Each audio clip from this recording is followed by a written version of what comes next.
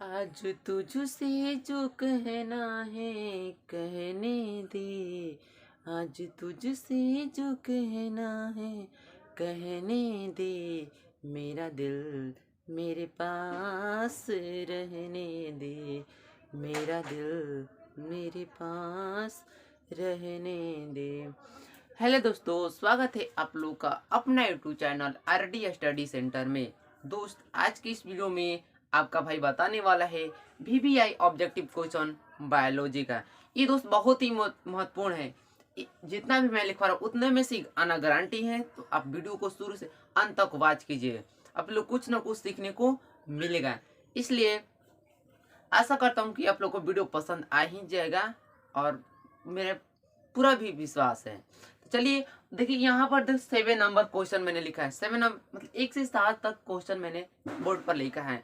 अगर आप में से किसी को, ध्यान सुनेगा, अगर आप में से किसी 1 से 7 क्वेश्चन में 7 क्वेश्चन याद रहेगा तो बहुत बहुत आप लोग को धन्यवाद।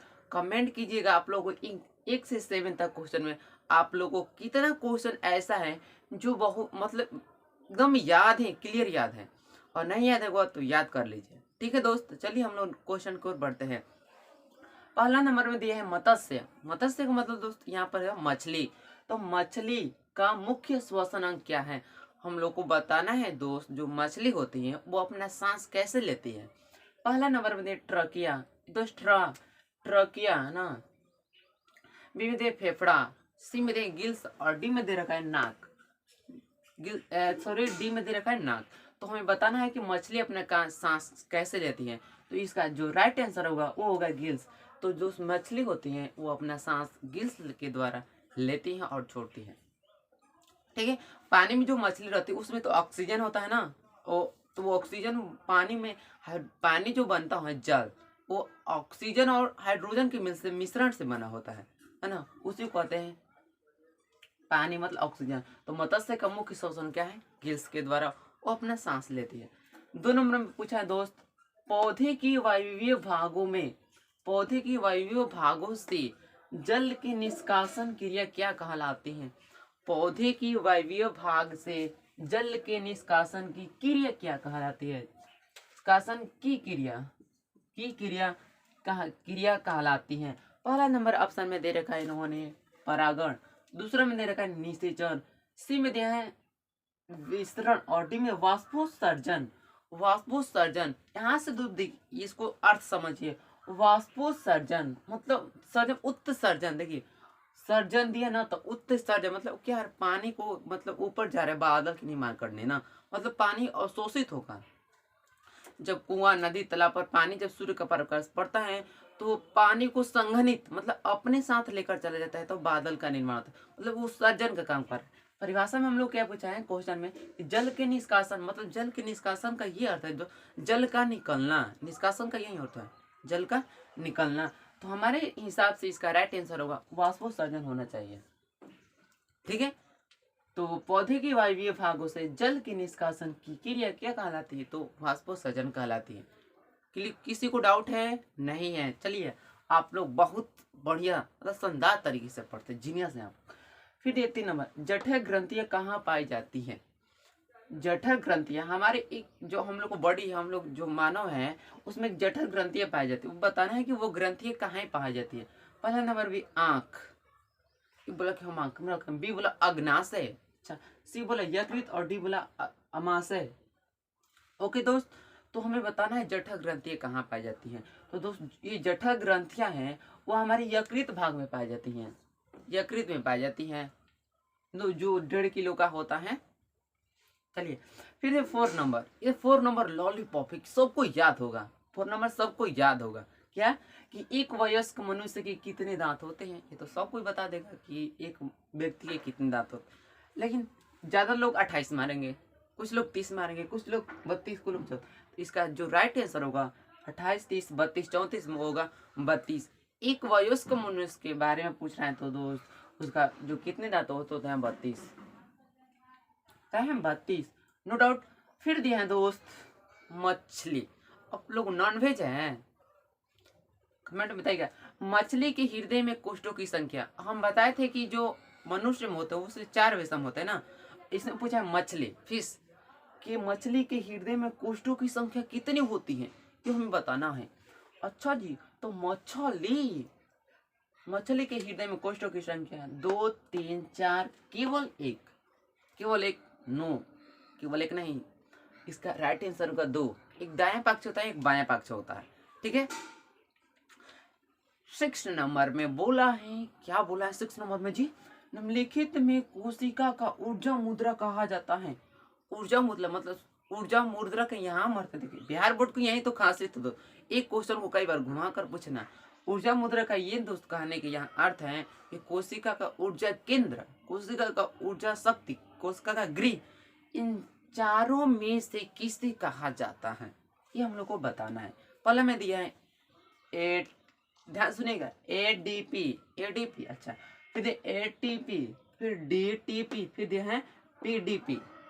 तो दोस्त मैं आपको बता दूं, जब भी ऐसा क्वेश्चन पूछेगा, अगर ऐसा करके दिया रहेगा तो आपको एटीपी, 2 गो ए और बीच में टी, हाँ देखिए 3 हो गया ना, तो 2 हो गया टी और हो गया 2 हो गया ए और हो गया टी, देखिए 2 गो, अच्छा दोस्त एटीपी है ना, सॉरी एटीपी, तो राइट आंसर होगा एटीपी, ठीक है। तो निम्नलिखित में कोशिका का ऊर्जा मुद्रा किसे कहा जाता है, तो एटीपी। इसका फुल फॉर्म लिखना चाहते हैं तो लिख सकते हैं, एडेनोसिन ट्राइफॉस्फेट होता है, इसका फुल फॉर्म होता है एटीपी, एडेनोसिन ट्राइफॉस्फेट, ठीक है। यहाँ तक तो क्लियर है। अगर आ जाएगा एटीपी के बारे में तो लिख दीजिएगा, एटीपी का पूरा नाम 2 नंबर आ जाएगा तो एडेनोसिन ट्राइफॉस्फेट होता है। ये कहाँ पाया जाता है, कि माइटोकॉन्ड्रिया में पाया जाता है। ये भी क्वेश्चन बन सकता है कि एटीपी कहाँ पाया जाता है हम लोग को बॉडी में, शरीर में, माइटोकॉन्ड्रिया में पाया जाता है, इसलिए इसको कोशिका का ऊर्जा मुद्रा या कोशिका शक्ति गृह कहा जाता है। 7 नंबर में बोला है, 7 नंबर क्या बोला कि रेजिन किस पौधे का उत्सर्जी पदार्थ है।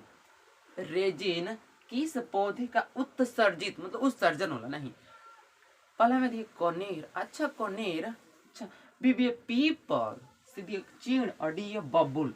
तो दोस्त यहाँ से मैं आप लोगों को बता दूं, रेजिन पूछेगा जब इसका राइट आंसर होगा चीड़। कहाँ से निकाला जाता है, चीड़ पदार्थ से, उत्सर्जित पदार्थ यही है जो चीड़ से निकाला जाता है। तो और अब मैं 6 या 7 क्वेश्चन रखता हूँ, अब टोटल जोड़कर आपको बताना है कि आप कितना ला सकते हैं ना, देखते हैं कितने लोगों का जवाब कितना आता है, ठीक है। इतना को तब तो सबसे पहले तो स्क्रीनशॉट ले लीजिए, मैं हटता हूँ, आशा करता हूँ कि आप लोग ले चुके होंगे। चलिए तो दोस्त अब नेक्स्ट क्वेश्चन की ओर बढ़ते हैं। नेक्स्ट क्वेश्चन में क्या बोला है हमसे कि रक्त की हल्के पीले रंग के, जो हम लोग का ब्लड है, तो रक्त की हल्के पीले रंग के चिपचिपे द्रव को क्या कहा जाता है, यह हमें बताना है। तो दोस्त पहला में दे रखा है प्लाज्मा, बी में दे रखा है सीरम, सी में दे लिफ और डी में दे लसिका। तो दोस्त मैं इसका आंसर बता दूं, जब पूछेगा रक्त के हल्के पीले रंग के चिपचिपे द्रव को क्या कहा जाता है, तो कहते हैं प्लाज्मा। क्या कहते हैं जी, प्लाज्मा कहते हैं। तो राइट आंसर होगा प्लाज्मा पर टिक कर कराना है एग्जाम में। फिर पूछेगा ग्लूकोज कितने कार्बन से बना अणु है, ग्लूकोज कितने कार्बन से बना अणु है, यह हमें इस क्वेश्चन के माध्यम से बताना है। तो दोस्त सबसे पहले मैं बता दूं, जब ऐसा क्वेश्चन पूछेगा अणु वाला, तब सबसे पहले आप उसका फार्मूला लिख लीजिए। तो मैं उसका फार्मूला यहाँ पर लिखता हूँ, C6H12O6 होता है, यही ना होता है ग्लूकोज का फार्मूला C6H12O6। यहाँ से ऑब्जर्व करिएगा तो पाइएगा कि जो हमसे क्या पूछा है, कार्बन। अगर देखिए पूछा है कि दोस्त ग्लूकोज कितने कार्बन से पूछा है, कार्बन में कितना अणु है, 6, इसका राइट आंसर 6 होगा, 6 होगा। बट यही क्वेश्चन को न पूछकर ये पूछ देगा कि ग्लूकोज कितने हाइड्रोजन से बना अणु था, हाइड्रोजन कितना हुआ 12। यही क्वेश्चन पूछ सकता है ग्लूकोज कितने ऑक्सीजन से बना अणु है, तो ऑक्सीजन भी 6 हो जाएगा, ठीक है। आप लोग ये बात को ध्यान रखना होगा, ओके। चलिए फिर नेक्स्ट क्वेश्चन की ओर बढ़ते हैं। तो 10 नंबर में बोला है, 10 नंबर में कि आयोडीन की कमी से कौन सा रोग होता है। आयोडीन जो खाते हैं, आयोडीन आप देखते होंगे कि जो डॉक्टर के यहाँ होता है, जब सुई देते हैं तो एक नीले रंग का होता है, वो रुआ में रगड़ते हैं, जो जब सुई देते हैं तो रगड़ते हैं ना हम लोग को बॉडी का, तो वही होता है आयोडीन। तो दोस्त आयोडीन की कमी से कौन सा रोग होता है? आयोडीन की कमी से कौन सा रोग होता है? पहले में दिया बौनापन, फिर में दिया है बृहतता, सी में दिया है मधुमेह, और डी में देखा घेगा। तो लगता है आयोडीन आयोडीन नमक को नहीं कहा जाता है जी। तो दोस्त जो आयोडीन की कमी से होता है घेगा रोग होता है, और हमने बताया था पीछे वाले वीडियो में इंसुलिन की कमी से मधुमेह में रोग होता है। ये क्वेश्चन को कई बार पूछा गया, ये भी क्वेश्चन लिखना चाहता है तो लिख ले। इंसुलिन की कमी से कौन सा रोग होता है? इंसुलिन की कमी से कौन सा रोग होता है? तो मधुमेह रोग होता है, और आयोडीन की कमी से घेगा रोग होता है। ठीक है, तो राइट आंसर होगा इसका घेगा। ओके, क्लियर है? चलिए फिर नंबर दिया है 11 नंबर। देखिए दोस्त 14 है, 14 में आपको बताना है कि आप कितना क्वेश्चन को 14 में से आपको कितना क्वेश्चन याद आता है, ये आपको बताना है। और मैं बार बार बताता हूँ, वीडियो को लाइक कीजिए, शेयर कीजिए, कमेंट भी कीजिए, और चैनल पर आए तो चैनल को सब्सक्राइब करता तो जाना ही नहीं है, चैनल को सब्सक्राइब करके जाना है। इसलिए मैं बार बार बोलता हूँ, अगर लोग किसी भी सब्जेक्ट में दिक्कत हो रहा है, मैथ साइंस फिजिक्स, मतलब मैथ साइंस में जो तीनों विज्ञान, फिर आ गया हिंदी सोशल साइंस, अब लोग किसी भी सब्जेक्ट में दिक्कत है, हम आपके लिए तैयार करने के लिए हम लोग जी जान लगा देंगे। ठीक है, देखिए आप लोग के लिए इतना मेहनत कर रहे हैं, लिख रहे हैं, फिर बोल रहे हैं, टाइम तो लग रहे हैं, तो आप थोड़ा सा हेल्प कीजिए, लाइक कीजिए, उस चैनल को सब्सक्राइब और कमेंट करना नहीं भूलिएगा, और अपने दोस्त के पास वीडियो अच्छी लगी तो शेयर भी कर दीजिएगा। ठीक है, तो आप लोग को थोड़ा किसी भी सब्जेक्ट में प्रोग्राम हो रहा है, किसी भी ना समस्या का हल नहीं हो रहा है तो कमेंट कर दीजिए, आप लोगों को समस्या का हल दूर किया जा सकता है। और इस वीडियो में बता दूं कि आप क्लास 12 में, इस जो क्लास 10 में साल तो 11 में जाएंगे, 11 के लिए मैथ भी अपलोड होगा, फिजिक्स भी अपलोड होगा, केमिस्ट्री भी होगा, और 12th में भी मैथ फिजिक्स केमिस्ट्री तीनों अपलोड होगा। इसलिए इस वीडियो को आप लोग पूरा पूरा मतलब साथ लेकर चलिए अपने साथ। ठीक है, तो चलिए हम नेक्स्ट क्वेश्चन कर बढ़ते हैं। दिया है 11 नंबर, मस्तिष्क में विभिन्न सूचनाएं किस रूप में संचित होती है? जो हम लोग का ब्रेन है, मस्तिष्क की विभिन्न किस रूप में संचित हो जाती है? हम बता रहे हैं, ए में दी चेतना, बी में दी आवेग, और सी में दी उद्दीपन, डी में दी नॉन ऑफ दिस। ठीक है, तो दोस्त तो इसका जो मस्तिष्क में विभिन्न सूचना को इकट्ठा करना तो होता है उद्दीपन के कारण। यही कारण है कि हमारे मस्तिष्क में सूचनाएं संचित रहती है। फिर दिया है 12 नंबर, तंत्रिका तंतु की उत्पत्ति किस प्राथमिक ऊतक द्वारा होता है? किस प्राथमिक ऊतक द्वारा होता है? तंत्रिका तंतु की उत्पत्ति किस प्राथमिक ऊतक द्वारा होता है? एक्टोडर्म, मेसोडर्म, इंडोडर्म, और नॉन ऑफ दीज। तो इसका राइट आंसर होगा इंडोडर्म। इंडोडर्म जो है तंत्रिका तंतु उत्पत्ति की प्राथमिक ऊतक द्वारा होता है। ओके फ्रेंड्स, फिर दे हैं 13 नंबर, जिब्रेलिन क्या है? पूछे जिब्रेलिन क्या है? हार्मोन है, वसा है, कार्बोहाइड्रेट है, और एंजाइम है। तो दोस्त जिब्रेलिन पूछेगा, ये पादप हार्मोन है, और पादप हार्मोन 4 प्रकार के होते हैं। ऑक्सिन होता है, साइटोकाइनिन होता है, फिर एब्सिसिक एसिड होता है, और चौथा होता है जिब्रेलिन। ठीक है, 4 या 5 ऐसे होता है, तो देख लीजिएगा अपने बुक में। तो जिब्रेलिन हमें क्या है बताना है, हार्मोन है, वसा है, कार्बोहाइड्रेट है, एंजाइम है। तो जिब्रेलिन है वो है हार्मोन है, क्या है जी? हार्मोन है। कैसा हार्मोन है? पादप हार्मोन है। आता है इसका काम, जिब्रेलिन का क्या काम है? ये पौधे की अंकुरण में भाग लेता है। यही जो आप किसी भी बीज रोपिएगा तो ये अंकुरण को बढ़ाता है ना, यही कारण है। अगर अच्छा हाइब्रिड का बीज है तो अच्छा बढ़िया तरह मतलब ज्यादा मतलब जल्दी उग जाएगा, लेकिन प्रोवाइड उसका कम है, हाइब्रिड कम है, तो वो क्या है? हाइब्रिड मतलब उसका डीएनए बढ़िया रहे तो बढ़िया काम करेगा, डीएनए लो है तो लो काम करेगा, यही ही चलते होता है। तो जिब्रेलिन क्या है? पौधे के अंकुरण को बढ़ाने का काम करता है। ठीक है, और लास्ट क्वेश्चन रहा आज का 14 नंबर, दो तंत्रिका के मध्य खाली स्थान को क्या कहते हैं? तो मैं यहाँ से बता दूं, अगर आप न्यूरॉन का चित्र देखेंगे तो ऐसे कलर के होता है, न्यूरॉन का चित्र ऐसे कलर का होता है ना, और ये तिरछा होता है।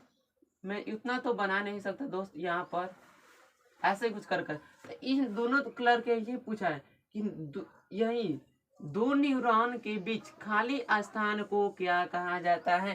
तो हमें बताना है कि दो न्यूरॉन के बीच खाली स्थान को क्या कहा जाता है। ऑप्शन में ए देखा ध्रुमिका है, बी में दिया सिनेप्स, सी में एक्सोन और डी में देखा आवेग। आवेग तो यहाँ से मैं आप लोगों को क्लियर कर दूं कि दो तंत्रिका के मध्य खाली स्थान को सिनेप्स कहा जाता है। ओके, तो राइट आंसर होगा सिनेप्स कहा जाता है। तो ये आ रहा आप लोगों का आंसर का जवाब, क्वेश्चन का जवाब। इसलिए आप लोगों को 14 में कितना है वो कमेंट में बताइएगा, है ना। तब तक के लिए हम मिलेंगे नेक्स्ट वीडियो में। वीडियो अच्छी लगी तो लाइक कीजिए, सब्सक्राइब कीजिए और कमेंट बोलना ना भूले, और चैनल पे है तो चैनल को भी सब्सक्राइब कर दें। थैंक्स फॉर वॉचिंग एंड जय हिंद, जय भारत।